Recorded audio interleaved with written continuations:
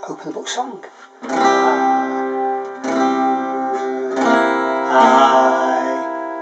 wonder, have you heard that this is God's own word? It's full of special things that He would like to say. And what is really cool, the stories are all true. So shall we take a look together right away? Let's open the book, let's take a little look. You never know just what you're going to find. Let's open the book, let's take a little look. Ready, steady, don't get left behind. Brilliant. Well, has anyone ever heard this phrase? 3 words. You might have heard it. The phrase is, it's not fair. Sometimes it's said like this, it's not fair. Or maybe, it's not fair. Or, it's not fair. Or, it's not fair. Yeah, you get the idea. It's a phrase that we use sometimes when we're talking to other people when we don't think things are fair. Because in life, sometimes we spot things that just don't seem fair. They don't seem that fair between people. Well, that's true in families, in friendships. It's not fair. I wonder if you can think of some time when you've heard that phrase, or maybe used that phrase, it's not fair. Maybe. What about, you're just going to go to the ice cream shop and you say, salted caramel please in a double waffle cone with some chocolate on the top. Yes, salted caramel chocolate. And you stand in line waiting and you get to the front of the queue and the person serving you says, oh, I'm so sorry, we've run out of salted caramel and chocolate. There's not enough for even 1 scoop. Oh, that doesn't seem fair, does it? No. Or maybe you were hoping to be picked to go on a special trip or a special activity or be part of a special team and you don't get picked. Or maybe you don't get picked for the part that you want. That can be hard too. There's lots of times in life when things don't seem fair, but actually we have to sort of live with it, don't we? Well, in today's story, 2 sisters. It could be 2 brothers, but in this case, it's a Bible story where Jesus went to the home of the 2 sisters, Mary and Martha. They'd invited Jesus to come for a meal because it's a food story. All our stories about food. I don't know what they were eating, but they invited Jesus, and both of the sisters had different ideas of what to do to get ready and what to do when Jesus came to the house. Let's find out. We've got the story read to us by Joe with some pictures on screen to watch too, so I'll talk to you about it later. The 2 sisters. It's not fair, moaned Martha. It's just not fair. I've cleaned the house from top to bottom, scrubbed the floor till my fingers hurt, but all my sister Mary does is sit there. Sit and talk to Jesus.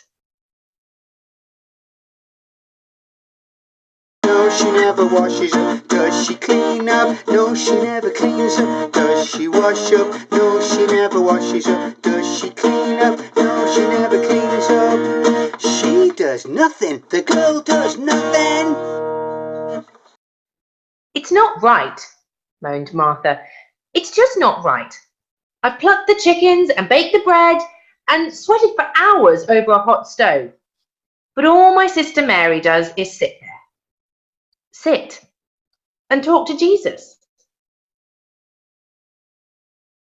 She wash up? No, she never washes up. Does she clean up? No, she never cleans up. Does she wash up? No, she never washes up. Does she clean up? No, she never cleans up. She does nothing. The girl does nothing. It won't do, moaned Martha. It just won't do. Mopping up, washing up, tidying up. I've done it all and I'm fed up. Because all my sister Mary does is sit there. Sit and talk to Jesus. No, she never washes up. Does she clean up? No, she never cleans up. Does she wash up? No, she never washes up. Does she clean up? No, she never cleans up. She does does nothing. The girl does nothing. Martha, sighed Jesus.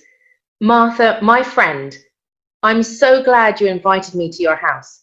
The place is spotless. The food was delicious. But you mustn't be angry with Mary, your sister, for she has made the right choice. Cooking and cleaning and washing up are important. No, she never washes up. Does she clean up? No, she never cleans up. Does she wash up? No, she never washes up. Does she clean up? No, she never cleans up. She does nothing. The girl does nothing.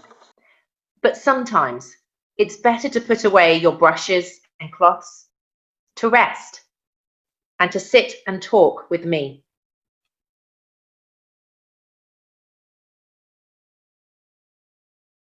To tidy up the home, get it ready for when Jesus came. Wonder what sort of brushes they would have used. Well, I've got some brushes. I'm going to ask you what they're for. What do you reckon? It's like a dustpan and brush, isn't it? Yeah, sweeping the floors. Anyone recognise? What's this for? It's very old. I think this was my granddad's, who was a painter and decorator. It's for wallpaper paste, yeah, on when you're decorating. How about this one? How about this one? It's for washing windows. It's a window cleaning brush. What's this one? Paintbrush. What's this one? Pastry brush, yeah. Pastry for making cakes and things. Use it for that. It's made of silicone, isn't it? So coat with heat. Okay, what about this one? It's tricky. Well, it's actually for cleaning a particular vegetable. It's actually a mushroom brush. A mushroom brush. Yes, you can actually get brushes for nearly everything. This is a mushroom brush. Very soft bristles for cleaning mushrooms. And it looks a little bit like a mushroom. And last but not least, I hope you recognise this. It's a toothbrush. Not just any toothbrush. It's my toothbrush. Yeah, I think I might need a new one. Anyway, brushes to do at work, to do jobs. You see, Mary and Martha had different plans of what to do when Jesus arrived. Yeah. Martha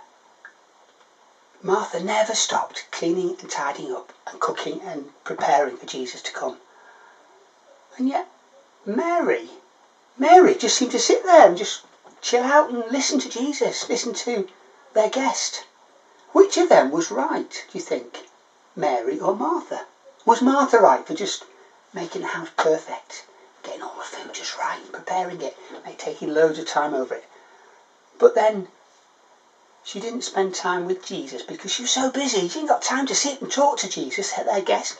All she had to do was she got to clean, got to cook, got to prepare, and leave Jesus to fend for himself. But then Mary left Martha do all the hard work. And she just sat at Jesus' feet and spent time with their guest, listening and talking to their guest. Which of the guests was right? Which of the sisters was right to do that? Well, Jesus said, it's good what Martha had chosen to do to prepare for their guest. And he was really grateful for the lovely food. He enjoyed the food massively, immensely. I'm sure it was delicious food, but there are times when Jesus said it's right to stop, to take a rest, to have a break from doing and relaxing and resting and listening and learning. And that's what Jesus was saying to Martha. Stop spinning around, doing everything you need to do. Now and then you need to stop and listen to me because I've got things to tell you. So, let's try, boys and girls and mums and dads, not to be complaining about things that don't seem fair, but let's do our bit, let's work at things, help around the home, maybe use the brushes, mushroom ones or pastry ones or dustpan and brush ones to help tidy up a little bit and help out around the home, that's good. But also, let's remember, life isn't all about working. Let's remember to rest as well and listen to what God's telling us. I'm going to say a prayer for us to finish before I sing a song with you. Let's pray together. This press call, it's not fair. Lord, it's hard when things don't go my way. It seems unfair to me. It makes me grumpy all the day. I don't know what to do. Help me, God, to realise that my ways aren't always best. Remind me that your ways are good and better than all the rest. Help me to trust you, God, when I don't get my way. Amen. Let's finish with a song that you know really well. A song you know really well. Our God is a great big God, and he holds us in his hands. Even if we don't get our way all the time, God still got us in his hands. We need to remember that, don't we? Our God is a great big God. Our God is a great big God. Our God is a great big God, and he holds us in his hands. Our God is a great big God.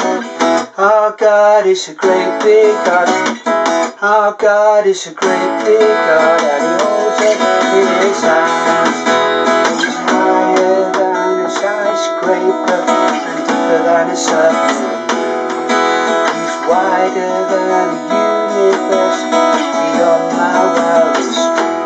And he's known me, and he's loved me since before the world began. How wonderful to be a part of God's amazing plan. Our God is a great big God.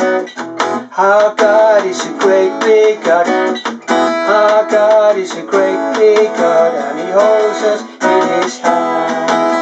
And he holds us in his hand. And he holds us in his hand. Great stuff. Thanks for joining us today. Open the book at home. Take care. Look after one another. Keep going even when things don't seem fair. God's got you. You're safe. Remember that. Amen. See you soon.